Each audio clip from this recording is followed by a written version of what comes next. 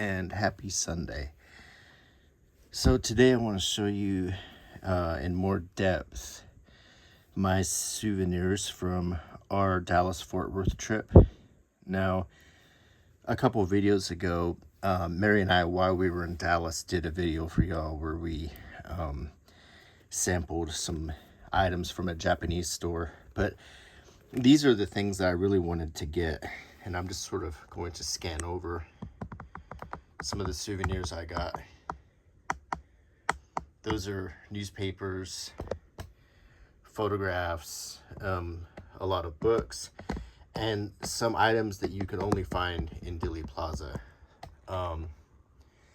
And just to tell you how we planned our trip, we actually stayed in the Texas Hotel in Fort Worth, which is now the Hilton Fort Worth, which was the hotel that John F. Kennedy and Jackie Kennedy stayed at. And he actually delivered a speech in the parking lot outside that hotel where now stands a statue of him. We took all of the routes and we visited all of the sites of the assassination and related events, like the Texas Theater where Lee Harvey Oswald ran to. We visited the grave of Oswald. We visited the Ruth Paine House, the Oswald Rooming House, the area where, or the location where the backyard photo of Oswald was taken. We went to Love Field. Actually, we flew out of Love Field, which is where Kennedy had landed.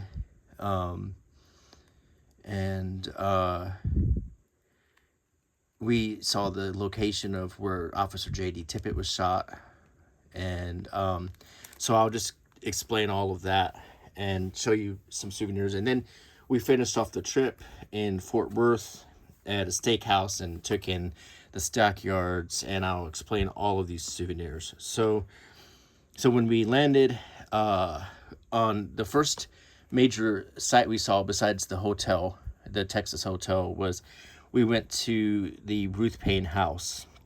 And this is a book called Mrs. Paine's Garage, and the murder of John F. Kennedy. And it is about, obviously the garage is where the Mannlicher Carcano rifle was stored, and where, that motorcycle's out there loud.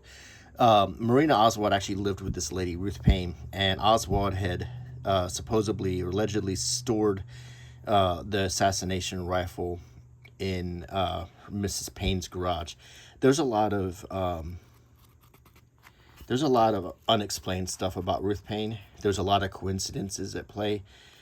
She's still alive, so I'm gonna be, be respectful when I'm talking about her here, as I would of anybody. But there were a lot of weird coincidences. For instance, how she spoke Russian and how she figured into so many elements of the assassination. How she was associated with George de Mohrenschildt, who was connected to the CIA, another white Russian who was in that white Russian community in Dallas. But it was very interesting. The museum of the Ruth Paine House was amazing. They had holograms in the rooms where you could see the story of Ruth Paine and Marina Oswald and Lee Harvey Oswald interacting. So I found that to be very interesting. We went to the Oswald Rooming House. There really isn't any souvenirs from that except memories and photographs. But I did get to meet the granddaughter of the woman who owned the rooming house, who actually knew Lee Harvey Oswald, and she shared some stories about him. These are some just souvenirs I got in Dallas and Fort Worth. This was actually in Dealey Plaza at the 6th floor museum. It's a grief quilt they were working on. And it was above the museum part on the 7th floor. So I just thought that was an interesting thing they were doing. And this is just a Fort Worth visitor guide. Lone Star Murder Mystery and Dinner Show.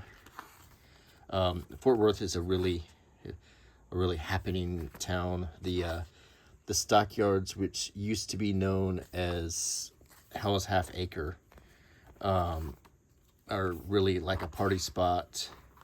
There's a John Wayne museum there. Very, very cowboy culture kind of place. They were playing a lot of great live music, and I bought a CD from Salt Creek, which was the band that was playing the music, and I thought it was really good. So I got this for $10, and it's still in the plastic, but I do still have a CD player in my car, so I'll want to play some of this and listen to it when I drive. I like souvenirs like this because I feel like these are some of the most authentic things you can get. So that's the band, Salt Creek, and that's the disc that I can listen to in my car. Some liner notes talking about the band. Of course, if you're in Texas, bluebonnet is the state flower, so I got some picture postcards of that. I got some of these Kennedy and Johnson postcards. And these postcards are just photographs. So here's Kennedy in Dallas with President or Vice President Johnson. This is an interesting postcard I got about Kennedy in pop culture in the Texas School Book Depository Museum. I thought that was interesting. This is an old ad for what the building that was the book depository used to be, the Southern Rock Island Plow Company. And I thought that was interesting. It shows you how old that building is. And this is an iron patch of the building as well as a pin of the building. So this is Kennedy getting off the plane at Love Field and greeting people. And there's Jack and Jackie getting off the plane at Love Field, wearing her famous pink outfit. Here is a different motorcade. This is not the one in Dallas, but it's just showing President Kennedy in a motorcade. And this was Senator Lyndon Johnson greet crowds. This is during his 1960 campaign. And as you can see, the point of the pictures to show how he liked to be among the public in an open-top car. Another picture of Jack and Jackie getting off Air Force One, flanked by the governor of Texas, Governor Connolly, and his wife, Nellie. So those postcards I thought made good pictures. I got a couple magnets. This is Welcome to Texas, Jack and Jackie off of a sign. And this is a newspaper, President Shot Dead. No, it's actually a collage of newspapers. So when I was at Dealey Plaza, you can take in the plaza outside, and then you can go to the 6th floor museum. Outside of the plaza, there are a lot of people who are conspiracy researchers. So I got 2 packets from them. This one was from Robert J. Grodin, who I saw in person, who sold it. He's actually somewhat famous for writing about President Kennedy, and he actually was featured in the movie JFK. He played 4 or 6 different roles in the movie. He wrote this book called Absolute Proof, which is very hard to find now. And I bought this small book, which is a summary he was selling. That just is a concise summary of all of the unanswered questions about the Kennedy assassination. So this is kind of a neat find. You can only find it in Dealey Plaza. And this was by another gentleman. This whole packet came together. There's a DVD of some other scenes of the shooting we didn't see. 35 minutes of Patsy Pascal TV interviews and film enhancements of the Zapruder and the Grassy Knoll. You can see footage of Abraham Zapruder running when the shots happened, and then this packet of information from him from Mark A. Oakes. And he has his own little self-published book here. The Mark Oakes videotape. And a lot of information here.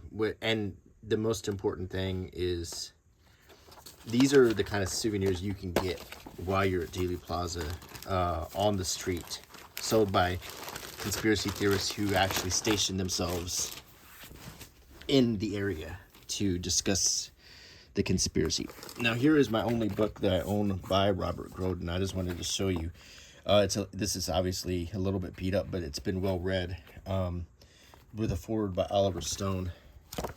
And this is in a lot of great detail about the Kennedy assassination and Robert Groden's personal theories. And what I like about Robert Groden is he is very balanced in his theories, and he definitely encourages the reader, the viewer, to do their own research and come up with their own conclusion.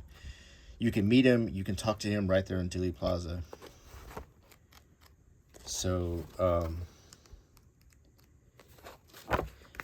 then I got 2 books while I was in Dallas. This is called Lost Dallas, and I liked this one because I love stuff about how things looked before, we're at the times we're living in now.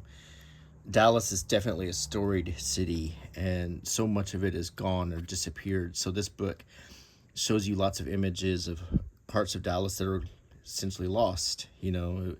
What it was like when it was a cowboy town, during the early 20th century, and through the modern times, which it's unrecognizable compared to how it used to be. So I always enjoy, I have quite a few volumes of these Images of America series.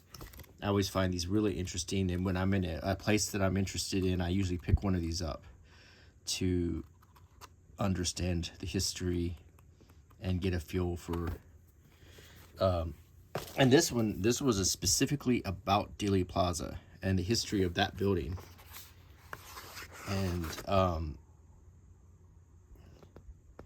upon its completion in 1940, Dealey Plaza projected a sense of civic pride and triumph over the crippling Great Depression of the 1930s. So when we think of Dealey Plaza, we always associate it with Kennedy, but it was actually built after, was part of the Alphabet Soup project from Roosevelt, and it was built to be a center of pride, a plaza, a beautiful plaza, to make Dallas residents happy about their city. And of course now it's forever associated with the assassination. And of course most of the end of the book is covering the Kennedy assassination and the different sites. And we can see the Southern Rock Island Plow Company is what became the book depository. Jack Ruby, the buildings of Dealey Plaza. So this is a really neat book to have, and probably hard as heck to find. Some old ads in it. And one of the things I wanted to show in this book is, see, these photos, these backyard photos, I actually found this very spot that still exists. Everything looks identical. Those stairs are still here. That little picket fence is still there. The larger planks are still there. Everything is identical, and I took some pictures of it. It is still there. You can still see it behind this apartment building where Lee Harvey Oswald used to live. The apartment building seems to be abandoned now. So if you want to see this spot, I highly recommend doing it soon, because a lot of these places are not going to be here much longer. And I'm afraid also, when I was at the Oswald Rooming House, the lady, Pat, who lives there, is concerned that that place may not be preserved either. So I would recommend to see it while you can. So if you're interested in this topic. Now, after everything, we sat down to dinner at the Cattlemen Steakhouse, which is now owned by Taylor Sheridan, who you might know from the TV show Yellowstone. So it was a delicious steak, but if you want to eat there, you need to get reservations. Now, finally, I'm going to show you the collection of newspapers I bought.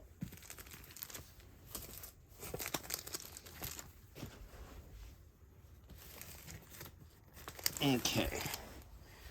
So in Dealey Plaza, they had a whole rack of historic newspapers. So I was really excited to find these. Dallas Morning News. Kennedy slain on Dallas Street. Pittsburgh Post-Gazette. Kennedy's body is taken to Capitol, and Oswald is slain in jail shift. And that famous picture there. This the New York Herald Tribune. Kennedy assassinated, Johnson sworn in as president. Here is another Dallas Morning News. 35th president finds his piece on slope in Arlington Cemetery. So this is November 26th. Nation in shock. This is the Fort Worth Press. Johnson sworn in to succeed slain president. Sniper charged in murder of Kennedy.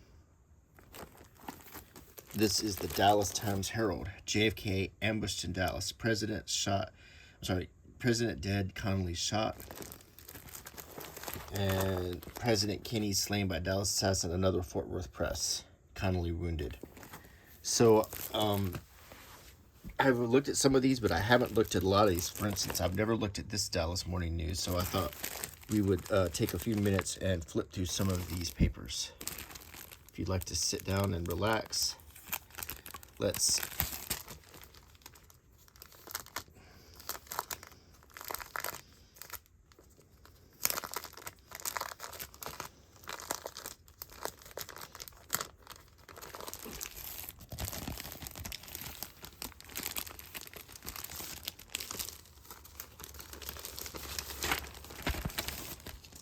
Okay, this is November 26, 64 pages. And let's unfold it. I'm going to set this protective bag aside. So we have a picture of the funeral. There's Jackie Kennedy, Ted Kennedy, and Bobby Kennedy right here. Get some coffee. Now, when he was buried at Arlington Cemetery, they put the light of eternal flame.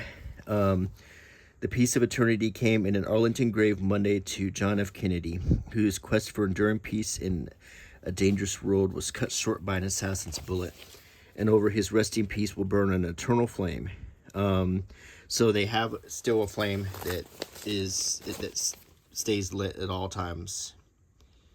Detectives shield prisoner during quick city transfer. Detectives shielded Jack Rubenstein with their bodies as their unmarked car sped over Houston Street and braked to a stop, because at this point they don't want any more people getting killed in Dallas, and they're afraid after what happened with Oswald that someone was going to be out to shoot Ruby. The Visitor says Dallas unjustly stricken. A young and vigorous youth has been unfairly and unjustly stricken. Your city of Dallas, we older, more hardened ones, we've had our measures of social distress in multiple but less lethal doses. We who have had the good fortune of being able to dissipate our woes into the drains of time, not swallow them suddenly with a vitriolic coating of indigestible national horror. We should induce our sympathy. So, as I'm going to zoom out so we can see more of the paper. So you can look at some of the clothing ads. This is E.M. Kahn and Company. It looks like smoking jackets. This is close to Christmas, as you know. So Big D is the nickname of Dallas. Kind of ironic when you think it also, Big D generally is an acronym or a euphemism for a big death. And other news. Theory held girl knew her killer. Lawrence, Massachusetts. Police Monday worked on the theory that a pretty 23-year-old girl found strangled in her apartment was acquainted with her killer. The slaying of Mrs. Joanne M. Graff was the 10th unsolved strangling of a greater Boston woman in the past 17 months. The Boston Strangler, obviously. Police Captain James Glenn said an unidentified person in the vicinity of the young woman's apartment had given them a description of the suspect. So there's some Boston Strangler news going on.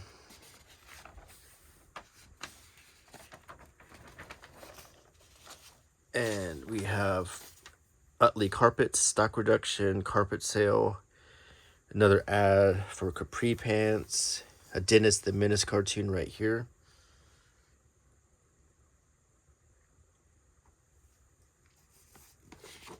Picture of Jackie Kennedy.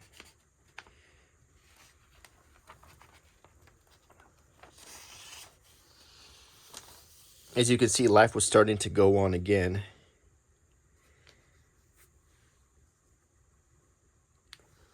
Christmas gifts for him.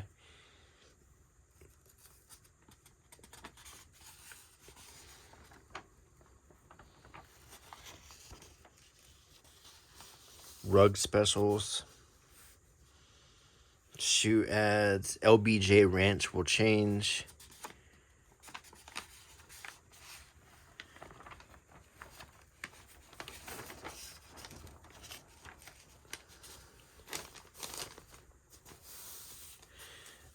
Ads for the old TVs from Sears. Look how expensive. $198, $178, $148 for televisions.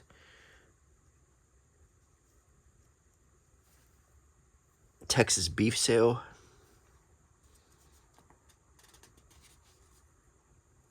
Inco gas station ads. Here's an ad to buy saddles at Sears. It is Texas. There was still a lot of cowboying happening. And then on the next page, an ad for tires.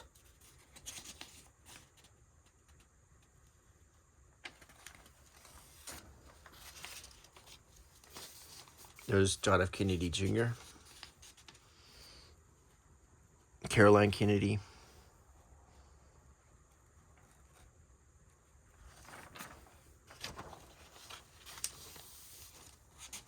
And an ad for Republican National Bank of Dallas.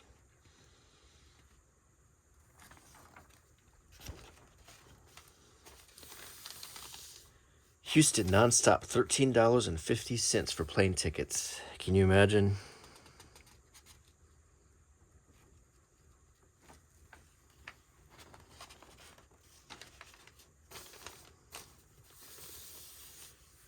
And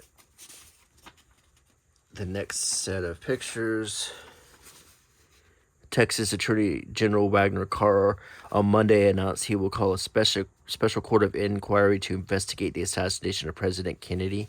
Of course, the Warren Commission would be announced soon.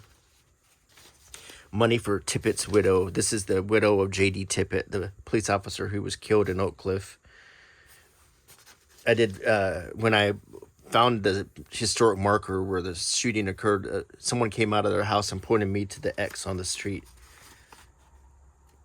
where Officer Tippit was killed.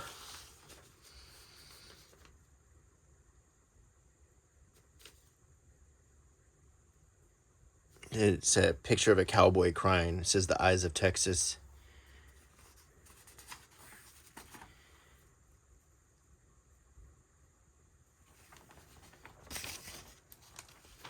So much information in this paper to look at. TV listings. What I think I love about these old papers is these are just history time capsules. That's exactly what these are. These are pictures of history.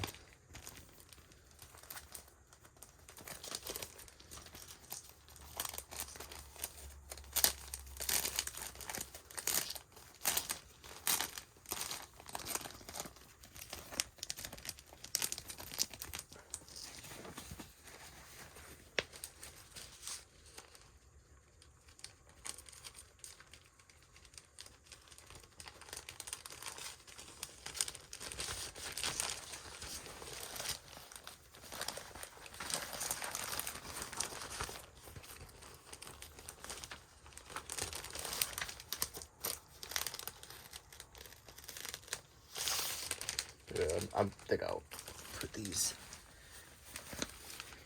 in the package later. Okay, let's see.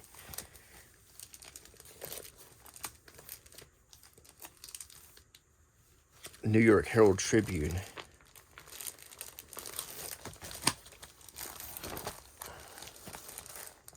I've never seen this one.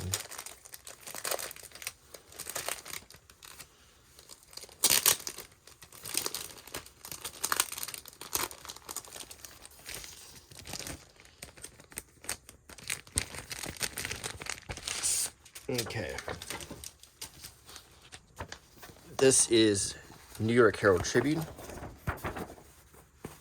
And it was Saturday, November 23rd, the day after.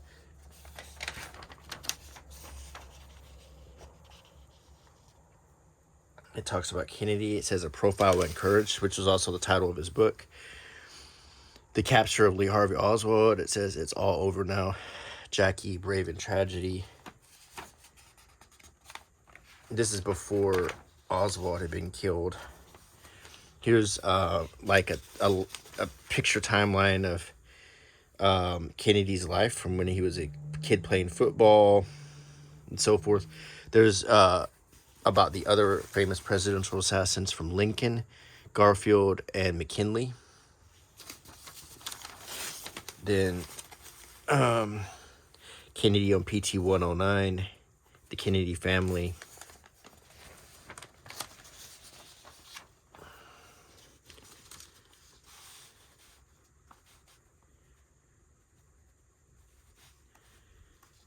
Thanksgiving stuff, ads.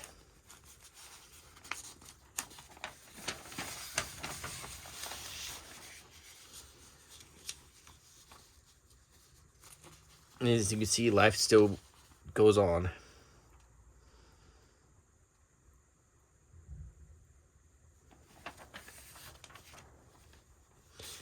We have ads for movies right here. James Stewart and Sandra Dee, Take Her, She's Mine. Lee Remick and James Garner, The Wheeler Dealers. Under the Young Yum Tree with Jack Lemmon. McClintock with John Wayne. The Incredible Journey by Walt Disney. Really love that movie. The Haunting.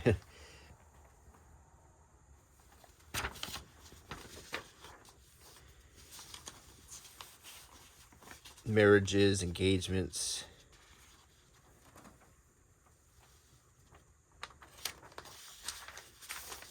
And getting ready for the Thanksgiving parade. You see Uncle Sam mourning. So that was the New York paper.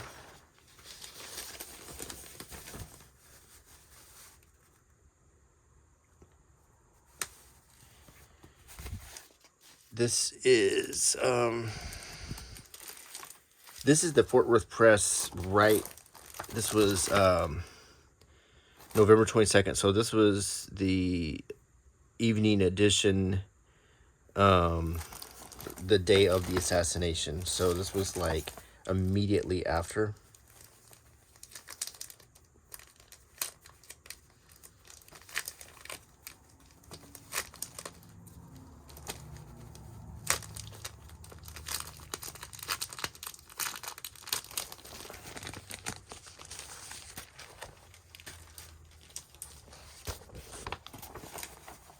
Kind of a small paper.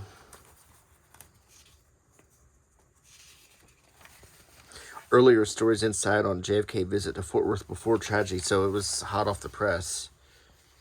JFK says Fort Worth will have 10-year key defense role. So these stories were written even before the assassination. Signs are friendly to JFK. I mean, so here is an example of a paper that was printed assuming he was still alive, but then the cover story was quickly changed. President Kennedy has been assassinated. He was killed today by a bullet in the head while riding in an open car through the streets of Dallas. This is just almost straight off of the news tape. It has hardly any details. 16 goofs here are checked out by Secret Service guarding JFK, but they didn't check out the one who eventually did, you know. Jackie enjoys Texas unbelievably. So ironic that this made this paper. All-night vigil for the lawmen.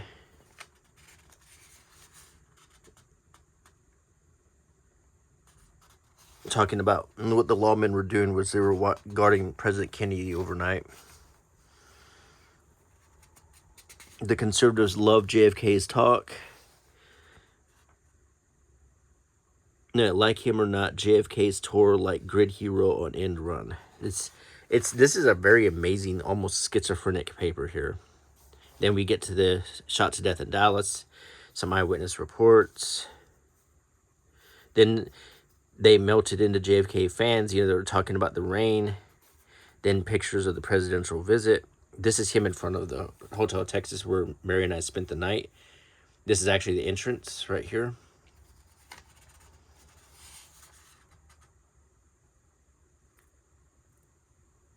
This is the Hotel Texas Grand Ballroom.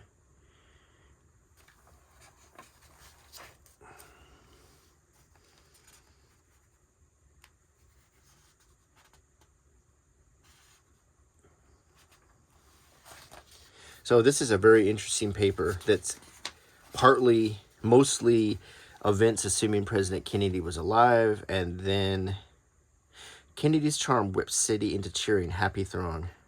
I shook JFK hand. It was firm, strong. And then a couple articles about the assassination. Old South Pancake House. A different Fort Worth in 1963. So the next version of the paper is the later edition from the 23rd, which is all about, obviously, there's no more news about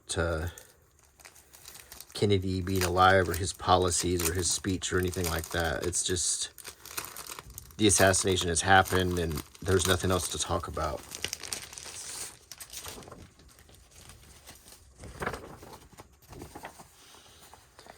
So this is Nation in Shock.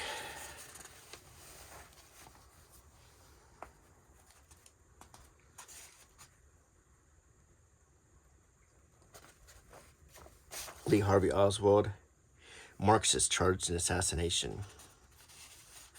Policeman killed after JFK slating. Policeman Proman J.D. Tippit, 39, died in the line of duty Friday, and his wife became a very rich woman from all the donations. Our martyred president. Here's some pictures of Dealey Plaza, the book. Let me see from this angle. Yeah, that's the depository. I'm trying to figure out exactly the angle.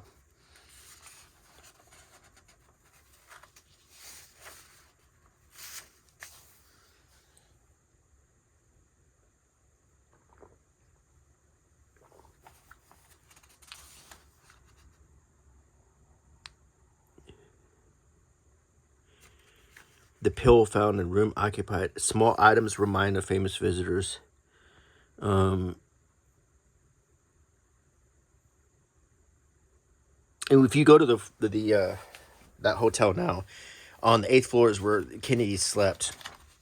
And I think it's approximately room 809. I went up and the hotel's been changed and remodeled, so the actual room itself doesn't exist anymore, which is kind of sad to me. But on the top floor of the hotel, there is a memorial, and there's a room that you can stay in called the JFK Suite that's modeled after the White House, of all things. But other than that, most of the hotel was pretty much still intact from how it looked. The Dallas Times Herald, November 22nd. So this is going to be another one that's probably going to have old news combined with new news. So they're still going to have stories of when Kennedy was alive.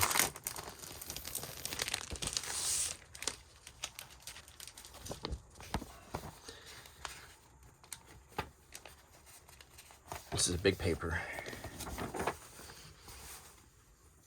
Lyndon Johnson. I mean, look how quickly they threw this together. You can tell it was done very quickly.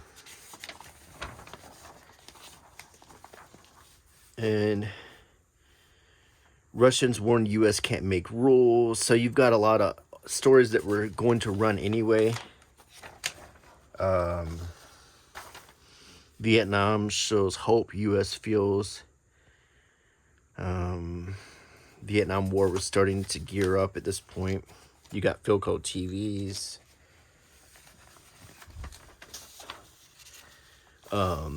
some is good, some is bad, but you don't see any articles about the Kennedy assassination here. These were the things that we're planning on running that day before the events. So Alabama jury can't grill justice officials. Neither Attorney General Robert F. Kennedy nor any other Justice Department official will submit to formal questions by an Alabama grand jury when it moves to Washington Monday. It learned today that jurors may bring their complaints to Kennedy and Assistant Attorney General Brooke Marshall and will be welcome to visit the department like any other American citizens. But there, as department officials plan it, the dialogue between the department and the Dallas County grand jury will end. This is about this is about school integration, yeah. And you've got stock report, just business as usual. Only the front cover is really talking about it.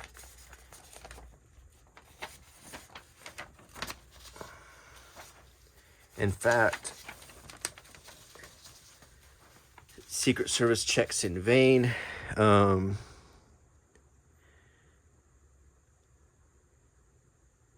It says Jim Lehrer, staff writer. Is that the same guy from McNeil Lehrer later on? I think it is.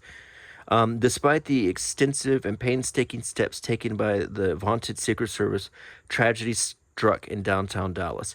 The president's protectors had checked minutely over seemingly everything: the food the Kennedys were to eat, the flowers they would sniff and admire, the friends who would cheer, the opponents who would jeer, the roads they would travel, and the newsmen who would report the story. Tragically, one link was missing. The quiet-spoken, raincoat-wearing men of the Secret Service had been the marvel of the week of local law enforcement officers and other observers for their thoroughness. First, there were several sites proposed initially for Friday's luncheon. Secret Service men checked them all. The balconies at the Trade Mart, the favorite of the local sponsors, made the security experts reluctant, but they studied and investigated some more and finally approved the Trade Mart site. A list by name of known agitators in Dallas who might possibly be inclined to stir up trouble were obtained. Agents became familiar with them, their patterns. A motorcade route was checked out next. Trouble spots were spotted both in traffic and possible crowd situations. The decision on the Love Field arrangement was made. Agents gave the airport one of its most thorough checks, including what balconies, windows, and vantage points were to look down on the president. Detailed security measures.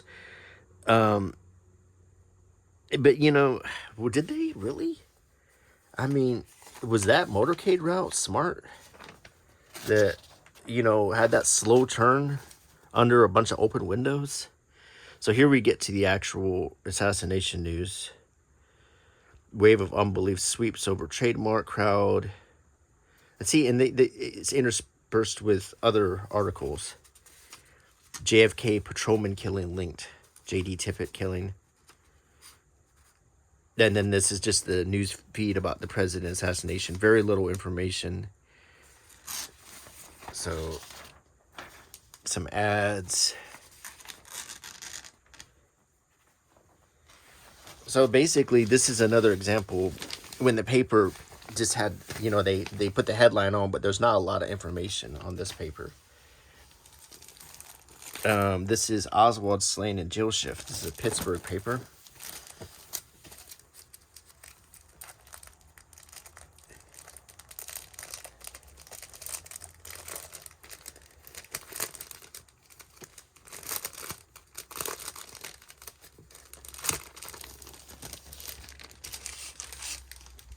Okay.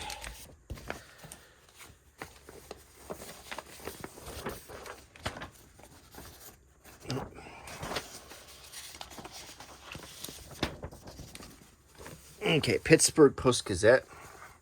There's Jack Ruby, the man who killed Oswald, right here.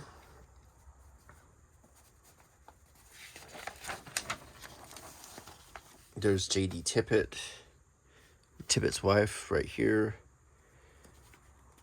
A lot of ads like this now. We're saying, Larry Moore's "We Joined the Nation of Mourning President Kennedy."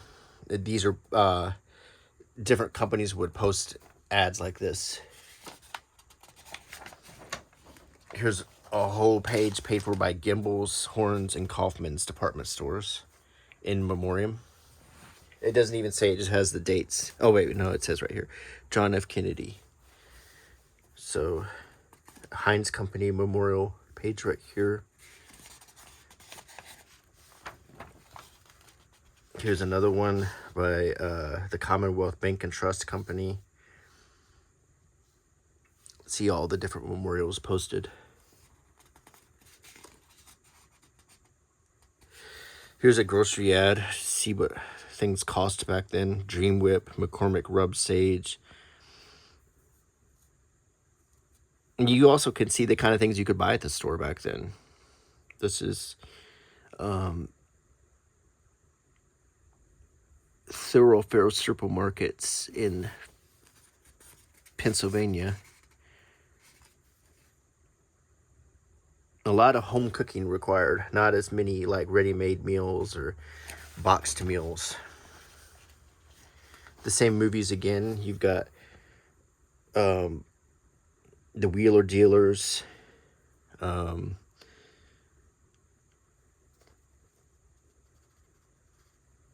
got a Liberace performance. Lots of memorials of John F. Kennedy interspersed with the movie advertisements. Mary Mary with Debbie Reynolds. Ripe Racy Comedy, the conjugal bed recommended for mature audiences. Take Her, She's Mine. And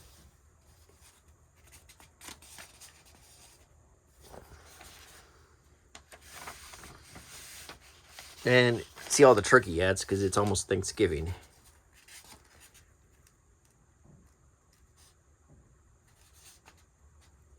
$0.49 for a pumpkin pie.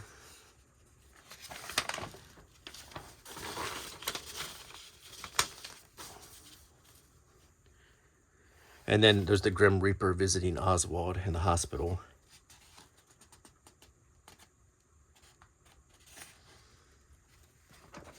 Now, Philco. There's another grocery ad right here for Kroger. The store still exists.